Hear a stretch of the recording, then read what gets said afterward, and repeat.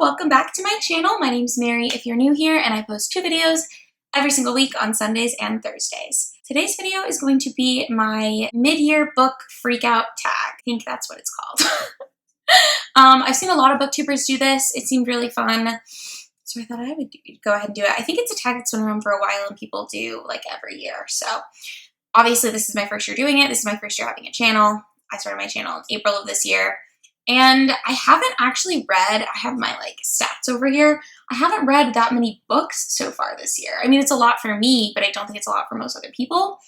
I have read 34 books. I don't count books that I DNF'd, so I've DNF'd 2. That being said, I'm just gonna go ahead and get into this tag. I'll have the questions linked down below. Again, I have my notes over here, so if you see me looking over here, I'm looking at my laptop. So the first question is the best book that you've read so far. And for me, the best book I've read so far is The Three-Body Problem by, how to pronounce this? Okay, let me see if I can find out. Because I think I pronounced it wrong in my wrap-up, so. Author's last name, which is spelled L-I-U, you pronounce it Liu.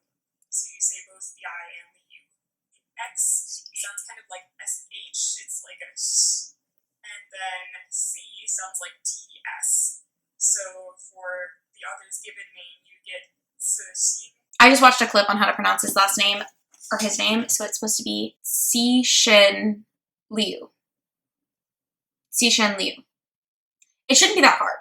But this is the first book in a sci-fi trilogy about, it's like a first contact with aliens type of book, but it's set in China and it starts during the Cultural Revolution, which is really interesting because I don't read a lot of books around that time. This is very, very, very, very, very science heavy, which I thought would be a deterrent for me because I'm not super into science fiction, or I haven't been, but I think it pretty much just proves to me that I am into science fiction, and that I should read more books that are like this because I really, really, really enjoyed this book. But basically we follow several characters. I am not going to try to say all their names.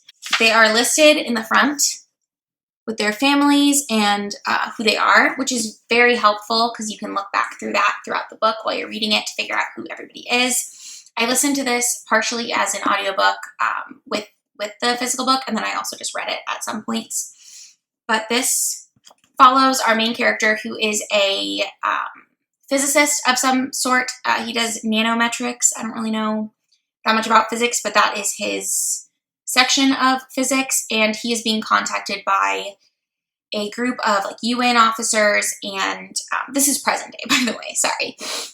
The main narrative happens in present day, but it flashes back a lot, and it starts during the Cultural Revolution in China because it follows a woman who was an enemy of the party, if that makes sense, like a communist enemy, because she wasn't a part of the Communist Party, but she gets sent to this secret army base to basically, they're trying to contact aliens is what they're trying to do, and she figures out how to do that.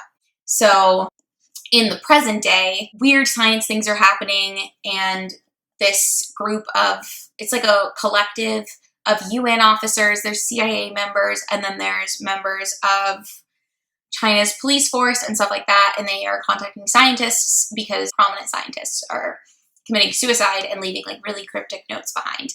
There's a lot going on in this, and it's hard to explain, and I don't know what all would be a spoiler, but it's truly incredible. I would highly recommend this if you have the mental capacity to focus on a story with that many moving parts. It's so good.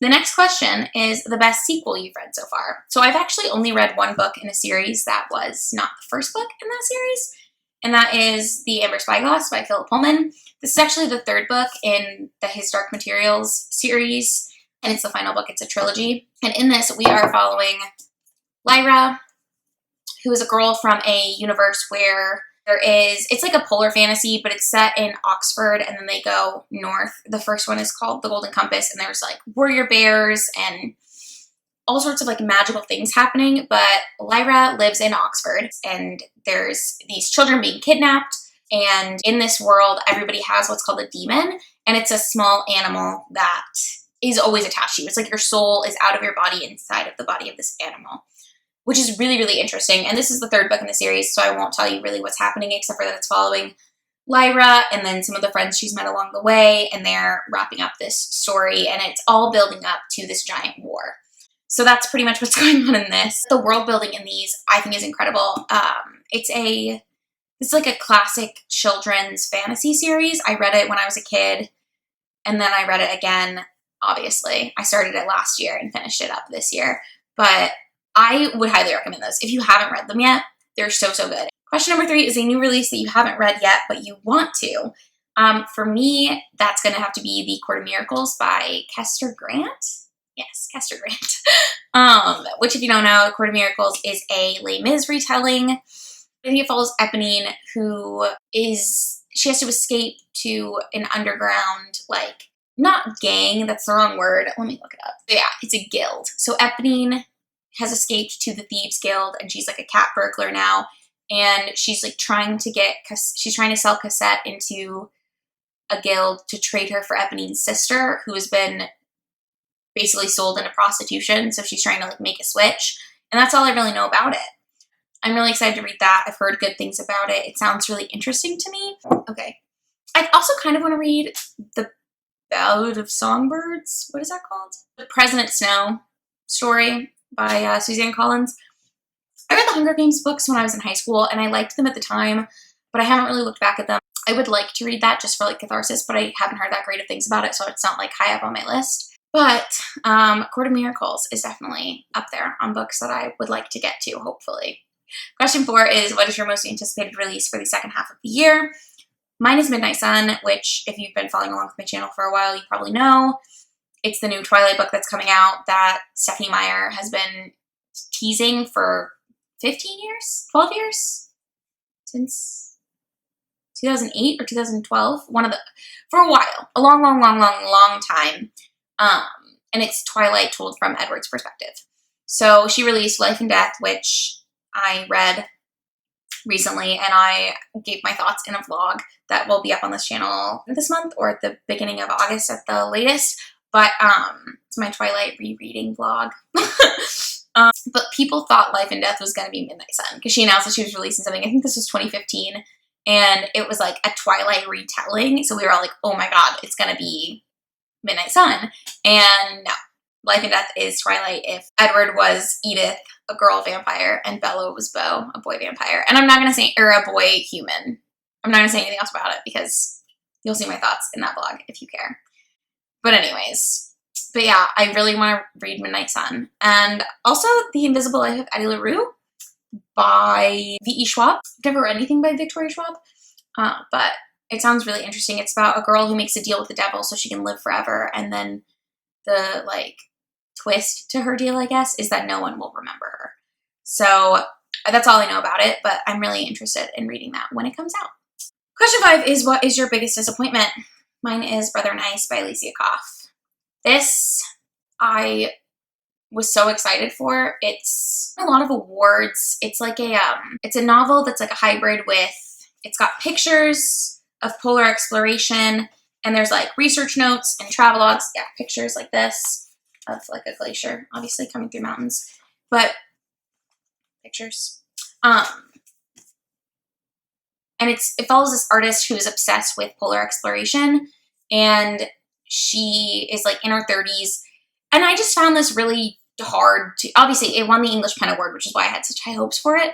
And I bought it, but I just found this really hard to follow, and none of the characters were given names. I think it was like an artistic choice. I just didn't agree with it because it meant that you didn't care about any of the or that I didn't care about any of the characters. There were no real relationships, and it's called Brother in Ice because she has a brother who has autism, and she like talks about that a handful of times, but he's not really a character. There are no characters. I don't know if it's supposed to be like a stream of consciousness novel. Either way, I really didn't like it. I wouldn't recommend it. Question 6 is, what was your biggest surprise? House of Earth and Blood. This is the first book in the Crescent City series, and it's the first adult fantasy by Sarah J. Maas. This is an urban fantasy of sorts. It's like an urban fantasy, high fantasy hybrid, I guess. Fantasy romance, obviously, because Sarah J. Maas, I don't think she writes anything else. But it's very interesting. I ended up really, really liking this. It's over 800 pages, and I read it in just about 2 days, I think 2.5 days. But yeah, it follows Bryce, who is a half fae, half human girl living in the capital city of her world, Crescent City.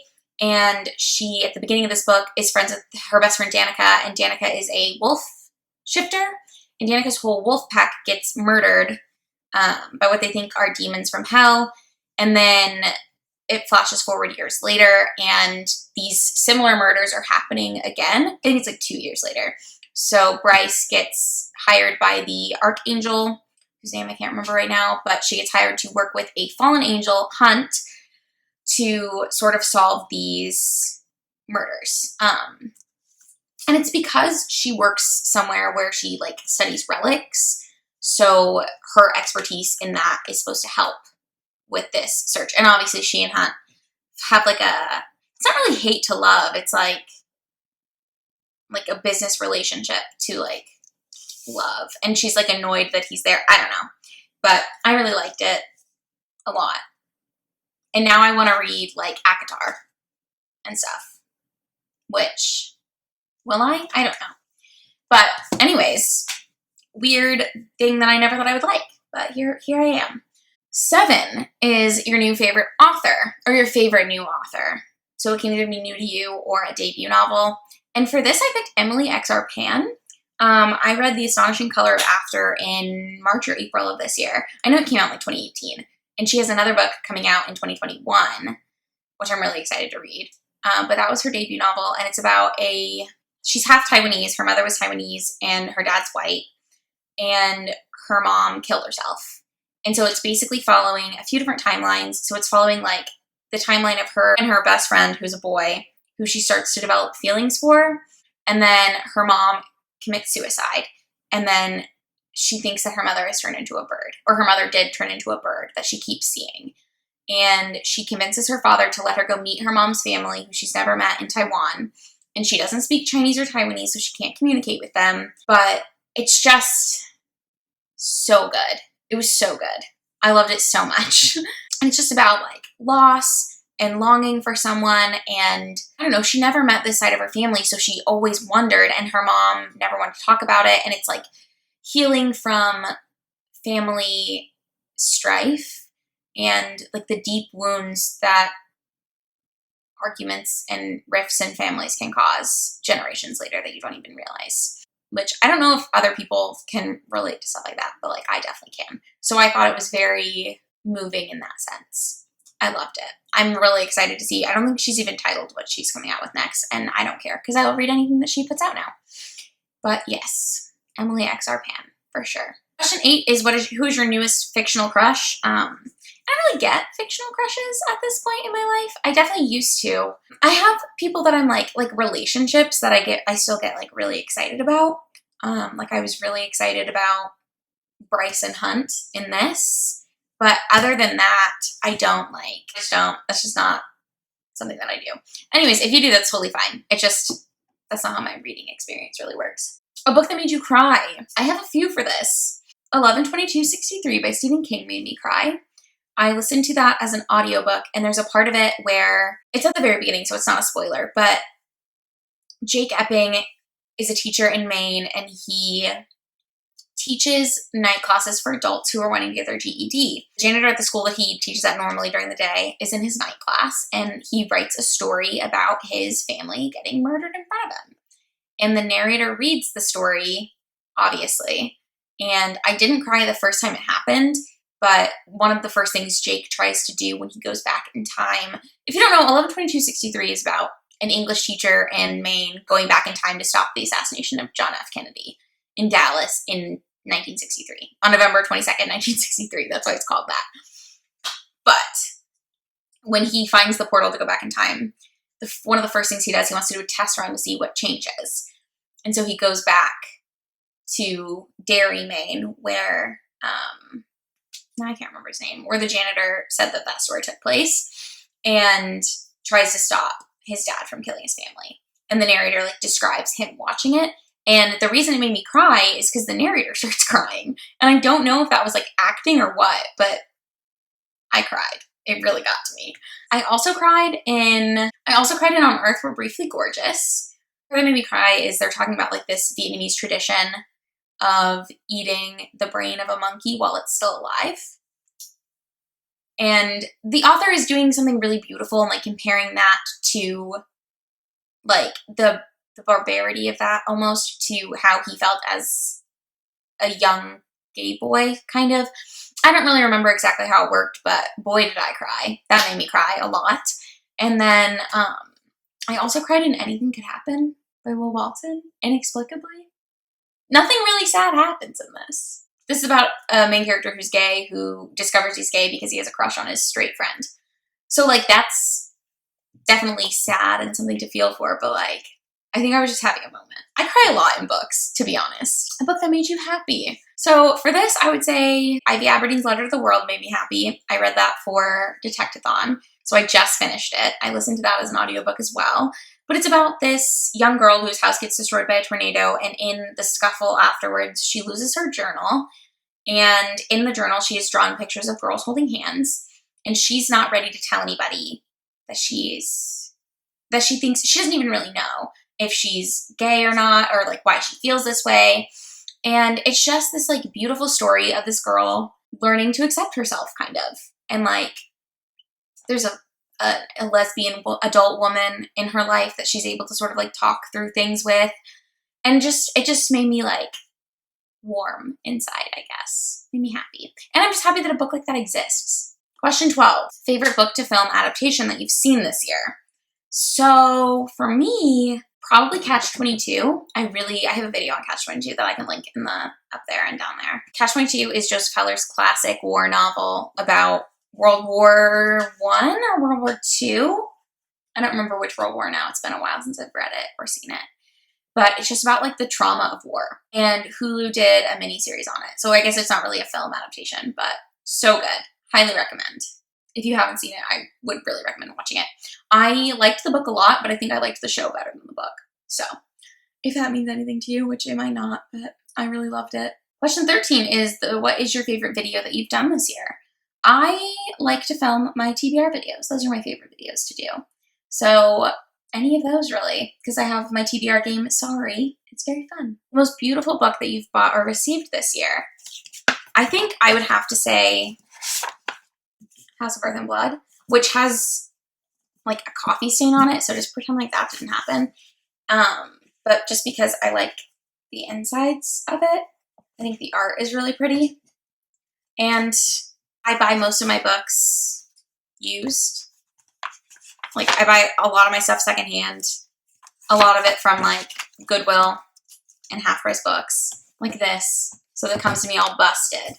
And, like, I don't know. It's like a really nice hardback. I'm very happy about it. 15, this is the final question, and it is books that you need to read this year. I have to read Midnight Sun. I've already decided. My boyfriend's mom pre-ordered it, and so I think she's going to read it and then send it to me. So, God bless. And if she doesn't, I'll figure out a way to get it. I'll get my hands on that by the end of the year for sure. Also, I really want to read The Night Country by Melissa Albert. I read The Hazelwood and loved it. I really want to read that. I think it's just a duology, so that should close out that story. If you don't, The Hazelwood is about this girl whose grandmother writes these creepy fairy tales about the hinterland. And then she finds out that the hinterland is a real place. And she has to go there to rescue her mom in the first book. And then the second book, I think, is just a continuation of the stories. I'm pretty sure. I don't really know. But I want to read it.